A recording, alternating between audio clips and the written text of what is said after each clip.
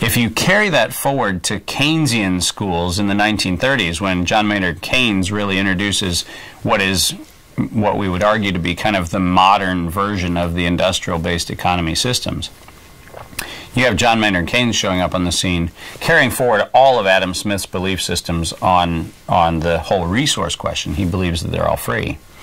The difference when you get to Keynes is he realizes that there is a really interesting diametric shift that's happening in Keynesian thought, because that's the first time that you realize that the nation state, which really defined Adam Smith's wealth of nations perspective, when you fast forward to Keynes, what you get is a view that says the nation state's really not the player.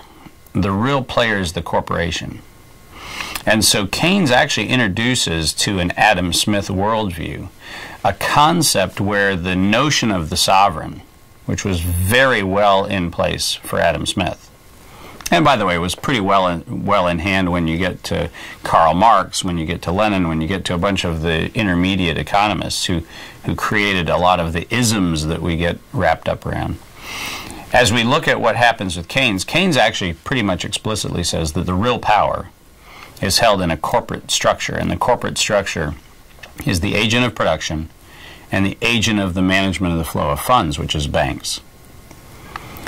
Now, we pretend like banks and corporations are two different things.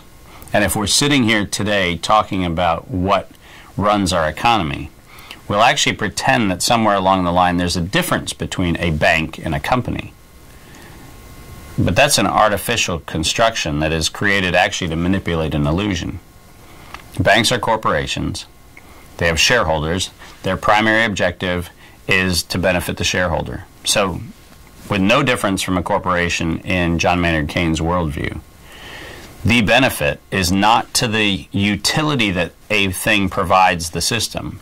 The benefit is explicitly for a shareholder in a corporation.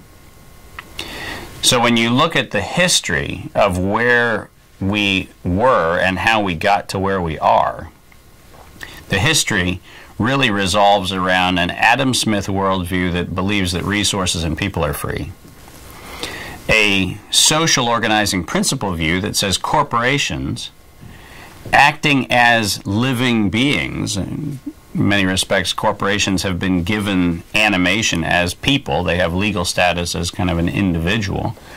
But corporations are individuals devoid of accountability and responsibility, which is why we created corporations. You put Adam Smith, natural resources, human resources being free, you put corporations, living things devoid of accountability, and those are the building blocks we use to build the next 300 years of economy. It's no wonder we're at a place where we're all sitting there going, God, it feels like there's not much there.